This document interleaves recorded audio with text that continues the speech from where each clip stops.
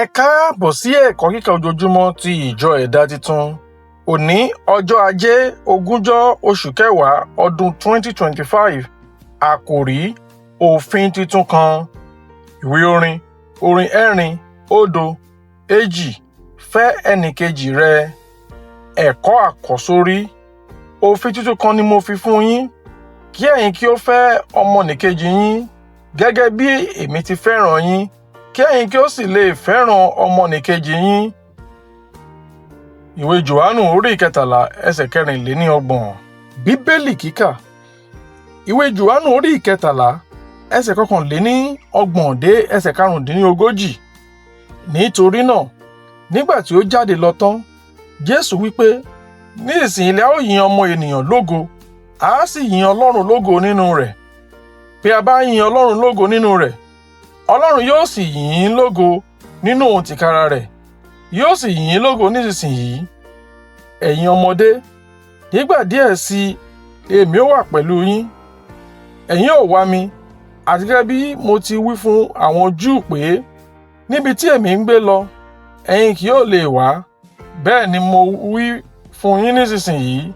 Òfin titun kan ni mo fi fún yín, kí ẹ̀yin kí ó fẹ́ ọmọnìkejì yín gẹ́gẹ́ bí èmi ti fẹ́ràn yín, kí ẹ̀yin kí ó sì lè fẹ́ràn ọmọnìkejì yín. Nípa èyí ni gbogbo ènìyàn yóò fi mọ̀ pé ọmọ ẹ̀yìn mi lé ẹ̀yin ṣe, nígbà tí ẹ̀yin bá ní ìfẹ́ sí ọmọnìkejì yín. Ẹ̀kọ́. Nínú Bíbélì kíkà wa tòní, Jesu fún àwọn ọmọ ẹ̀yìn rẹ̀ ní òfin tuntun kan, kí wọ́n fẹ́ ọmọnìkejì wọn gẹ́gẹ́ bí òun ti fẹ́ wọn. Èyí kì í ṣe wípé ó sọ ọ́ lásán, ṣùgbọ́n èyí jẹ́ àmúyẹ ìwà àwọn ọmọ ẹ̀yìn Jesu. Nígbà tí àwọn onígbàgbọ́ bá fẹ́ràn ọmọnìkejì wa, èyí ṣe àfihàn wípé ọmọ ẹ̀yìn Kristi tòótọ́ ni a jẹ́. Ìwé Jòhánù orí 13 ẹsẹ̀ 40. Ìfẹ́ tòótọ́ ni ìfara-ẹni-rúbọ, ìfẹ́ ìṣẹ̀tàn àti ìfara-ẹni-jì pátápátá. Ó tayọ ọ̀rọ̀ ẹnu nìkan. A ní láti fi sí ojú ìṣe. Èyí ni láti jẹ́ ìrànlọ́wọ́ fún àwọn tí wọ́n wà ní ipò àìní, fífi ẹ̀mí ìṣoore hàn láì retí èrè tàbí àǹfààní kan lẹ́yìn oore tí a ṣe, àti láti fi ìkáàánú sí ojú iṣẹ́, kódà nígbà tí kò rọ̀ wá lọ́rùn rárá.